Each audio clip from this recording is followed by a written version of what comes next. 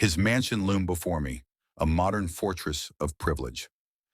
"I'll give you everything," he promised, his blue eyes sincere. But I saw the sideways glances at charity galas, heard the whispers at country clubs. Love doesn't survive in shadows, and I refused to be his secret. Have you ever fallen for someone who lived in a completely different world? Before you hit that subscribe button, join me on this emotional journey where love and society collided in ways I never imagined.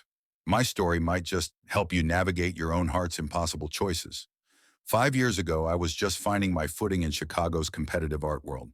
I'd built my reputation as the consultant who could find the perfect piece for clients who knew what they wanted but couldn't articulate it. My specialty was connecting emerging Black artists with buyers who might otherwise never discover their work. It wasn't glamorous, mostly small galleries and determined collectors, but it was mine, a world I'd built with my own hands and eye. That night at the Meridian Gallery was supposed to be routine.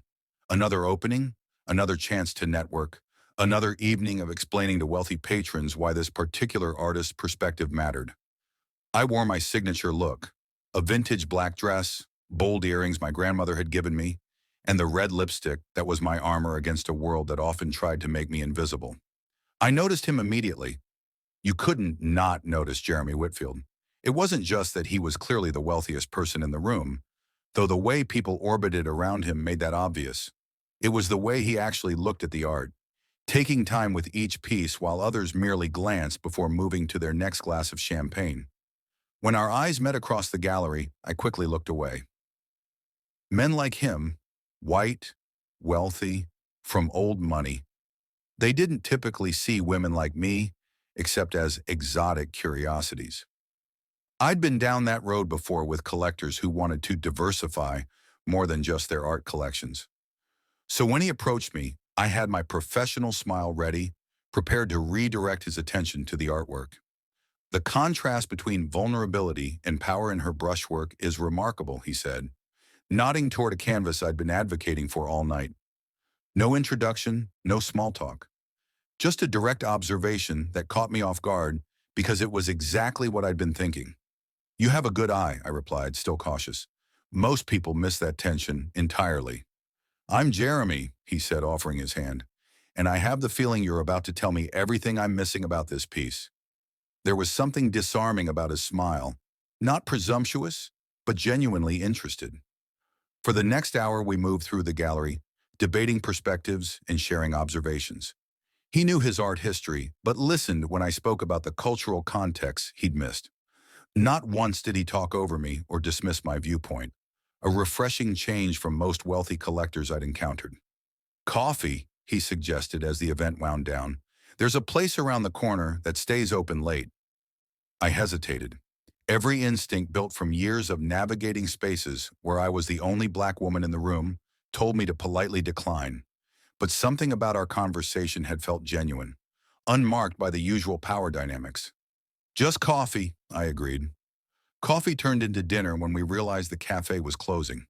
Sitting in a 24-hour diner, still in our gallery attire, we talked about everything from our childhoods, his privileged upbringing in Lake Forest versus my South Side roots, to our shared love of jazz and contemporary literature. The hours disappeared, and with them, some of my reservations. "I'd like to see you again," he said as he walked me to my car. No presumption, no pressure. I should have said no. I knew the complications that would inevitably follow. But standing there in the glow of streetlights, watching how carefully he waited for my answer, I found myself saying yes instead. But just as friends, I added quickly, setting a boundary I already suspected neither of us would maintain. His smile told me he saw right through it, but he nodded respectfully. Of course, friends who discuss art and eat overpriced diner food at midnight. As I drove home that night, I tried to remind myself of all the reasons this connection couldn't go anywhere. Our different worlds, the inevitable complications, the painful lessons I'd learned before. But despite all my rational arguments, I couldn't stop smiling. Something had started that night, something that felt both wonderful and dangerous, and part of me already knew I was going to let it unfold. What started as coffee and conversations about art quickly evolved into something I wasn't prepared for. 2 weeks after we met, Jeremy called with an unusual invitation. Pack for warm weather. I want to show you something. Before I could properly process it, I was boarding his private jet to his beach house in Miami. I'd never even been on a private plane before. The champagne, the leather seats, the way the pilot knew Jeremy by name. It was like stepping into someone else's life. Is this how you impress all your dates? I asked, trying to mask my discomfort with humor. I wasn't used to luxury being thrown at me so casually. He looked at me with those sincere blue eyes. This isn't about impressing you. I just wanted more time than a dinner would allow. Something about his directness made me believe him, even as I reminded myself to stay grounded. That weekend became the first of many. Suddenly, my life included spontaneous trips to his lake house in Wisconsin, his apartment in New York, his family's historic home in Boston. Each place revealed a different side of him: the peaceful contemplation by the lake, the energetic businessman in New York, the slightly more guarded son in his family home. I was collecting these versions of Jeremy like pieces of a complex puzzle. He started sending gifts too: first editions of books we discussed, artwork from artists I'd mentioned, even a vintage designer dress I'd admired in a magazine. It's too much, I insisted, trying to return a particularly expensive piece of jewelry. It's never about the value, he said, gently closing my hand around the box. It's about seeing something that made me think of you. How do you argue with someone who makes generosity feel like conversation rather than transaction? Late at night, in the quiet darkness of whichever place we happened to be, we shared stories about our childhoods. I told him about my grandmother raising me after my mother died, about scholarship applications written by flashlight to avoid waking her after her night shifts. He talked about the loneliness of boarding schools, the weight of family expectations, the parents who showed love through achievements rather than affection. Despite the obvious differences, we found surprising parallels in our experiences of having to prove ourselves worthy. You're the first person who doesn't want something from me, he confessed one night, his head resting in my lap as we watched the sunset from his terrace. That's because I already have everything I need, I replied, meaning it. My independence had always been my most precious possession. The first hint of trouble came when his business associates entered the picture. At a dinner with his partners, I noticed the subtle shift, the slightly too curious questions about my interesting career choice, the assumption I must be so excited to be traveling in their circles. Jeremy seemed oblivious, proudly introducing me as a brilliant art consultant, while I recognized the evaluating glances, the silent assessments. They're just surprised I'm actually serious about someone, he explained later when I mentioned the tension. They'll come around once they know you. His confidence was both touching and naive. I invited him to Sunday dinner at my family's home on the South Side, a test I hadn't planned but realized was necessary. My grandmother's house was modest, filled with memories rather than expensive things. My cousins, aunts, and uncles didn't filter their opinions or police their volume. I watched Jeremy navigate it all, eating my aunt's too spicy jambalaya without complaint, listening to my uncle's political rants with genuine interest, answering my grandmother's direct questions about his intentions. He's in love with you, my grandmother said when she cornered me in the kitchen. But love isn't always enough, baby. Make sure he sees all of you, not just the parts that fit into his world. Driving back to his downtown penthouse that night, the contrast between our worlds felt stark in a way it hadn't before. The ease with which he moved between these realities made me wonder if he truly understood the complexity of what we were building. Your family is amazing, he said, taking my hand across the console. They made me feel welcome in a way my family never would with you. The painful truth of this observation hung between us, the first acknowledgement of the obstacles ahead. But then he smiled that smile that made everything else recede. Good thing I've never cared much what my family thinks. I wanted so badly to believe that would be enough. That night, falling asleep in his arms, in his ridiculously expensive sheets, I allowed myself to hope that maybe, just maybe, we could build a bridge between our worlds that was strong enough to last. 6 months into our relationship, Jeremy handed me a heavy cream envelope with gold embossing.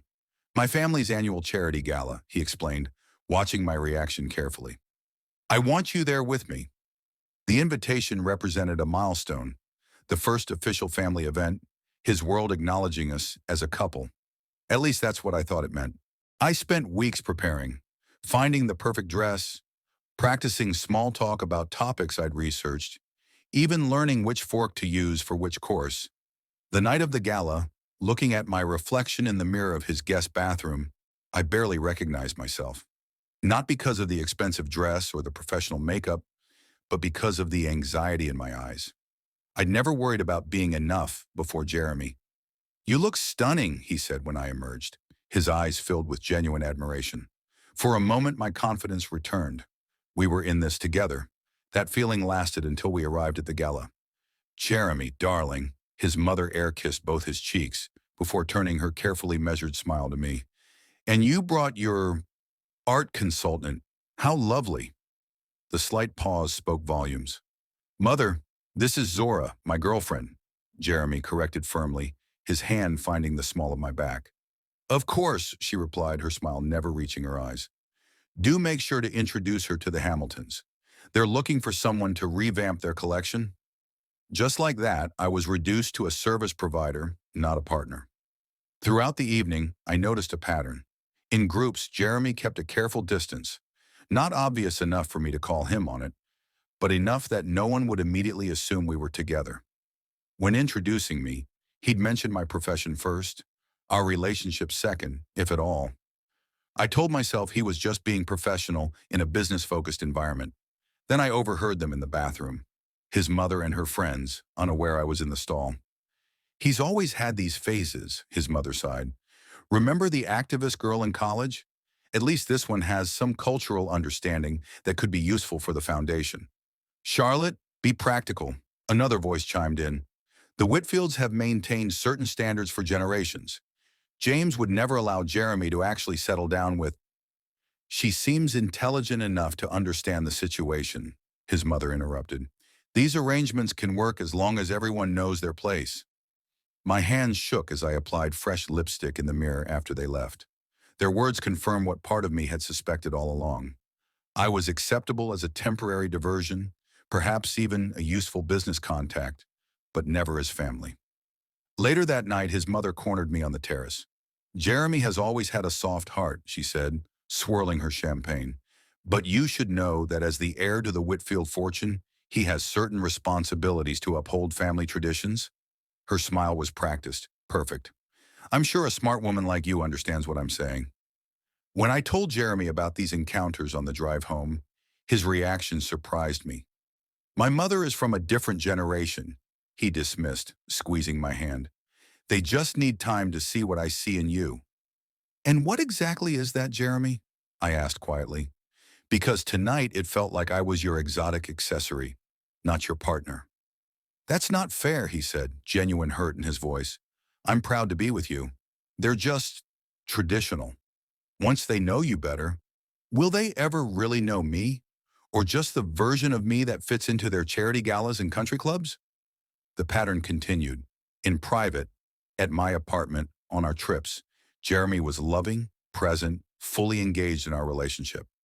But in public settings with his colleagues or family, I became his friend or art advisor.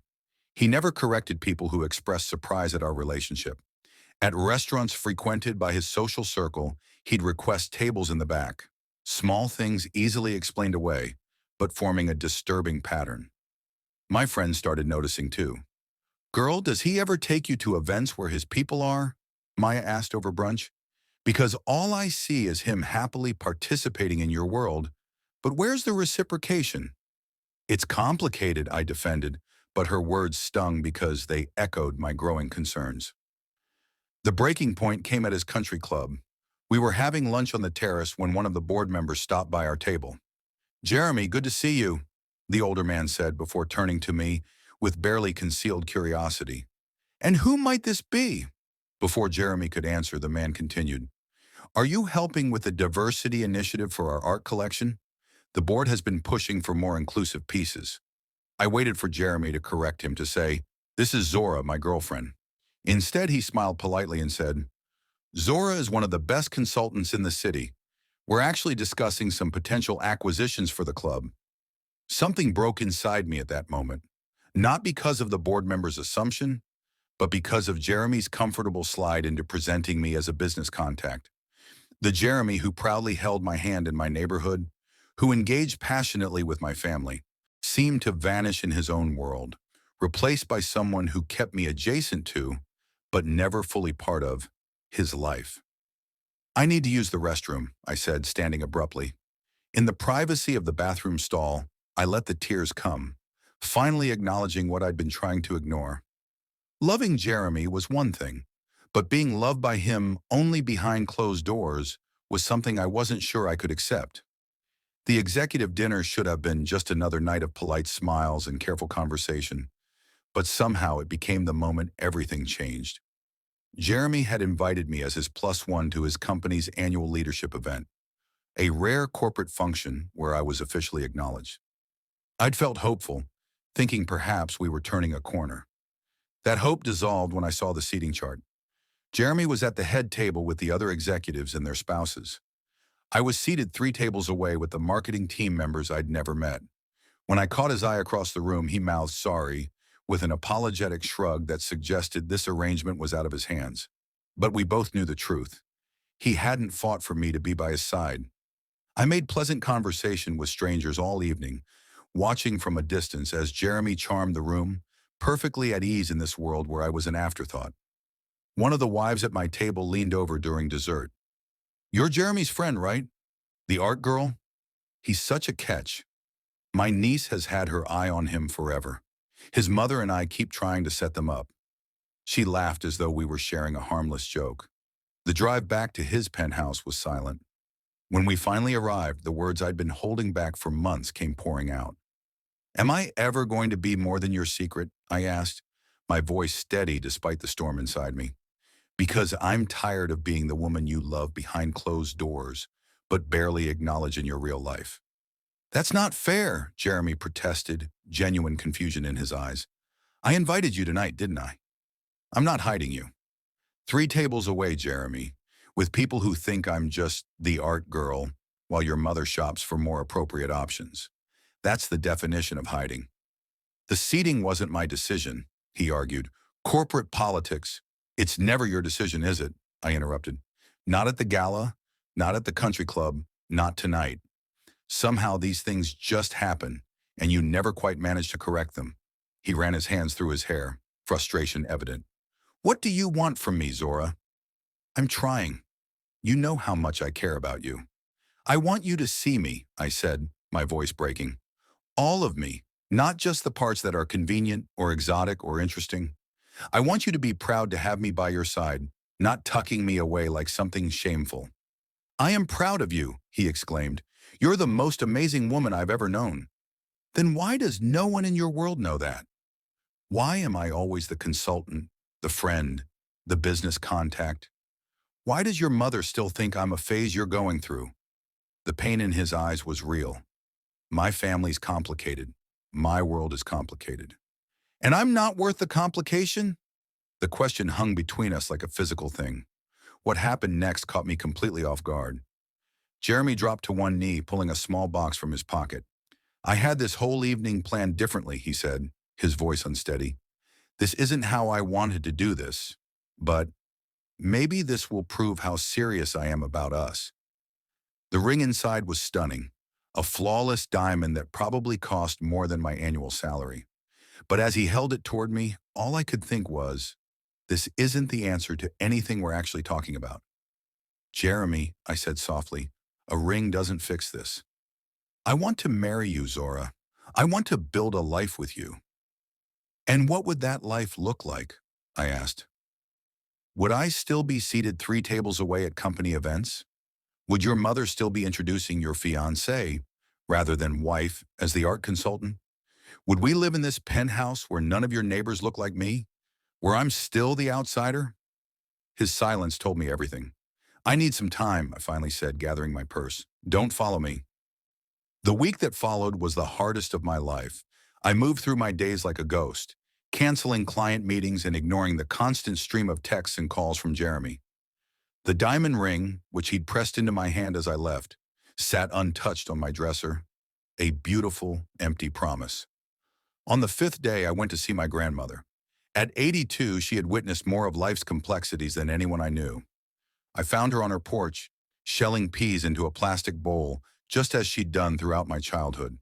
"I wondered when you'd show up," she said, making room for me on the swing beside her. I hadn't called ahead, but somehow she always knew when I needed her. I told her everything about the dinner, the ring, the growing certainty that Jeremy and I were living in different realities despite our feelings for each other. "Do you love him?" she asked when I'd finished, her weathered hands never pausing in their work. "Yeah," I admitted, "more than I thought possible." "Then you have to decide if love is enough," she said simply. "Because love isn't just a feeling, child. It's a choice you make every day, and it only works when both people are choosing it equally." "What does that mean?" She set her bowl aside and took my hands in hers. "It means asking yourself, does he love all of you, or just the parts that don't challenge his world? And are you willing to shrink yourself to fit into the spaces he's made for you?" Her words crystallized everything I'd been feeling. In that moment, sitting on her worn porch swing with the scent of summer jasmine in the air, I found the clarity I'd been searching for. Jeremy loved me. I never doubted that. But he loved me in portions, in contexts, in ways that didn't disrupt the life he'd always known. And I deserved more than partial love. That night, I made the hardest decision of my life. I drove to his penthouse, security waving me through as they always did. When he opened the door, the hope and relief on his face nearly broke my resolve. "I've been so worried," he said, pulling me into an embrace. "I've missed you so much." I allowed myself one moment to memorize the feeling of his arms around me before stepping back. Then I placed the ring box on his entry table. "I can't marry you, Jeremy," I said, my voice stronger than I felt. "Not because I don't love you, but because I need to love myself more." The look on Jeremy's face when I returned his ring is something I'll never forget. Confusion mixed with genuine heartbreak, as though I was rejecting something undeniably perfect. In his world, perhaps I was. A beautiful ring, financial security, exotic vacations. These were supposed to be enough. They would have been for many women, just not for me. "I don't understand," he said, not touching the ring box. "I'm offering you everything." "Except the one thing I need," I replied quietly. "The right to exist fully in your world, not just behind closed doors." "That's not fair," he insisted, pain sharpening his voice. "I've introduced you to my family, my colleagues, as your consultant, your friend, the interesting black woman who knows about art. Never as the woman you love, the woman you see a future with." The truth hung between us, impossible to ignore any longer. "When was the last time you corrected someone who expressed surprise about us being together? When did you ever challenge your mother's subtle dismissals?" His silence was deafening. "You're a good man, Jeremy," I said, softer now. "You just can't see how your world has shaped you, how much you've accepted its limitations as unchangeable facts. So you're giving up on us? Just like that?" His voice cracked on the last words. "I'm choosing myself," I corrected gently. "There's a difference." Walking away from his penthouse that night was the hardest thing I'd ever done. I felt like I was leaving a piece of myself behind, the version of me that had dared to believe love could bridge worlds so fundamentally different. The months that followed were a blur of grief and rediscovery. I threw myself into work, declining the high-profile clients Jeremy had connected me with, rebuilding my practice from the ground up. Some nights I'd find myself reaching for my phone to tell him about a new artist I'd discovered or a book that had moved me, only to remember that door had closed. My friends circled around me like a protective barrier. Maya moved in temporarily, filling my apartment with laughter and spicy food and unapologetic opinions about everything. My grandmother called every Sunday, never mentioning Jeremy directly but reminding me of my worth in 100 small ways. "You come from people who survived much worse than heartbreak," she'd say. "Your backbone is made of steel. Don't you forget it." Slowly, I began to recognize myself again in the mirror. The woman who had started second-guessing her clothes, her opinions, her very presence in certain spaces, she began to fade. In her place emerged someone stronger, clearer about her boundaries, unwilling to accept partial acceptance or conditional belonging.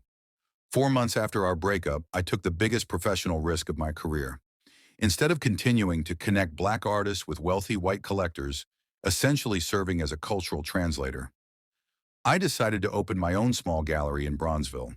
The focus would be on emerging artists from the South and West Sides, creating space for voices that the mainstream art world often overlooked. The opening night was everything I dreamed: crowded, vibrant, alive with conversation and possibility. As I moved through the space, watching people engage deeply with the artwork, I felt a sense of wholeness I hadn't experienced in years. This was my vision, uncompromised, rooted in my community, but open to all who approach with genuine interest and respect. I was locking up after the last guests had left when my phone chimed with a text from an unknown number. "Congratulations on the gallery. You've created something important." Jay. My heart contracted painfully. After a moment's hesitation, I replied simply, "Thank you." A week later, an envelope arrived at the gallery. Inside was a letter, handwritten on the heavyweight stationery I recognized from his desk. "Zora," it began, "I've written and rewritten this letter a dozen times, trying to find the right words. I finally realized there aren't any perfect words for acknowledging you were right about everything. Since you left, I've been examining my life with new eyes, the eyes you tried to give me all along. I see now how I kept you in carefully designated spaces, how I failed to challenge the subtle racism of my family and social circle, how I thought loving you privately was enough while publicly keeping you at a safe distance. You deserved better, and I wasn't brave enough to give it to you. I wasn't willing to risk the disapproval of people whose opinions shouldn't have mattered more than your happiness. More than our happiness. I don't expect your forgiveness. I just wanted you to know that you changed me. Your leaving forced me to see things I'd been willfully blind to my entire life. It's an education I needed, but didn't know how to ask for. Your gallery looks amazing. Those artists are lucky to have you fighting for them. You always did see value where others missed it. I wish you every happiness, Jeremy." I sat with that letter for a long time, emotions washing through me in waves, vindication, lingering sadness, and finally a sense of closure. He had heard me. Too late for us, but he had heard me. I never responded to the letter. Some chapters are meant to close completely, but I kept it tucked in my journal as a reminder. Not of what I'd lost, but of what I'd refused to compromise on. 6 months later, I saw Jeremy's engagement announcement in the Tribune Society pages. The woman beside him was smiling the practiced smile of someone born into wealth and privilege. They looked like they belonged together. Two people from the same world, speaking the same unspoken language of old money and social expectations. I felt a momentary pang, not of jealousy, but of something more complex. Sadness for what could have been if either of us had been different people. Then I closed the paper and returned to preparing for my gallery's new exhibition, surrounded by art that spoke truth, regardless of who was comfortable hearing it. It's been 2 years since I walked away from what many would consider a dream relationship. 2 years of rebuilding, rediscovering, and reconnecting with who I truly am. The gallery has flourished beyond my expectations, becoming a space where artists find their voice and collectors seek authentic connection rather than status symbols. But the most significant growth has happened within me. Love teaches you things, even, perhaps especially, when it doesn't work out. Jeremy and I were never a mistake, just an incomplete equation. We had passion, intellectual connection, and genuine care for each other. What we lacked was the courage to demand that the world make space for our love as it truly was, not as others could comfortably digest it. I've learned that authentic love isn't about grand gestures or expensive gifts. It's about being seen, truly seen, in all the messy, complex, beautiful reality of who you are. Jeremy saw parts of me, but he couldn't embrace the fullness of my existence without compromising his place in a world that had always centered him. True love shouldn't require erasure. Every time I edited my speech patterns in his company's boardroom, every time I accepted being seated far from him at events, every time I pretended not to notice the surprised looks when people realized we were together, I was allowing pieces of myself to be quietly removed from the equation. The price of admission to his world was my wholeness, and ultimately, that cost was too high. I've discovered that compromise in relationships is necessary and healthy, but only when both people are giving equally. Jeremy expected me to do all the bending, all the adapting, while his world remained comfortably unchanged. He never had to justify my presence in his life to my community. I constantly had to explain his presence in mine. That imbalance revealed everything about the power dynamics we never managed to overcome. Perhaps the most important lesson has been about worth. We often confuse being chosen by someone impressive with being valued by them. Jeremy chose me, yes, but he valued the parts of me that enhanced his life without challenging it. That's not the same as valuing all of me. About 8 months ago, I met Daniel at a community arts fundraiser for youth programs on the South Side. He's a high school principal with a passion for making arts education accessible to everyone. Our connection wasn't immediate or dramatic like with Jeremy. It grew steadily, rooted in mutual respect and shared values rather than fascination with our differences. The first time Daniel introduced me to his family, his mother hugged me like she'd been waiting to meet me. "He hasn't stopped talking about you," she whispered. There was no evaluation, no subtle measuring of my suitability, just warmth. When I brought him to gallery events, he engaged genuinely with the artists, never performing interest but showing real curiosity. In professional settings, he proudly introduces me as his partner, his hand comfortably finding mine without hesitation or calculation. Our relationship isn't perfect. What relationship is? But it's honest. I never have to wonder which version of myself needs to show up with Daniel. I am simply me, fully present, completely seen. Sometimes I think about what I would tell my younger self as she stood at that first gallery opening, watching Jeremy approach from across the room. I wouldn't warn her away. That relationship, despite its painful ending, gave me clarity I might never have found otherwise. But I would whisper this: your heart is precious. Give it to someone who will carry it openly, not someone who tucks it away when convenient. The truth is, love across differences, whether racial, cultural, or economic, isn't impossible. But it requires both people to be equally invested in building bridges, in challenging norms, in sometimes standing uncomfortably against the expectations of their worlds. Jeremy wanted our love to exist within the boundaries his privilege had always afforded him. I needed it to expand those boundaries until they included all of who I am. I don't know if I'll ever pass Jeremy on the street or at some future gallery opening when our professional worlds inevitably collide. But I know this: I will meet his eyes without regret. What we had was real, but incomplete. What I have now, with my work, my community, and yes, with Daniel, is whole.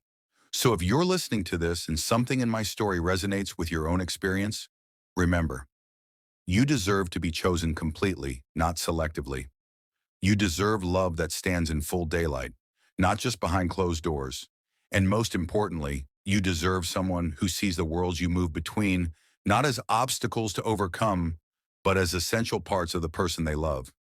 Your heart may lead you to unexpected places, across boundaries that seem impossible to bridge. Listen to it, but protect it too. Because true love, the kind worth building a life around, never asks you to leave pieces of yourself behind. It invites all of you into the light and says, without hesitation, this is where you belong. If this story resonated with you, please hit that like button and subscribe for more real conversations about love, identity, and finding your worth. Drop a comment sharing your own experience with relationships that cross boundaries, whether cultural, racial, or economic. Remember, true love doesn't ask you to hide in the shadows. You deserve to shine in full light.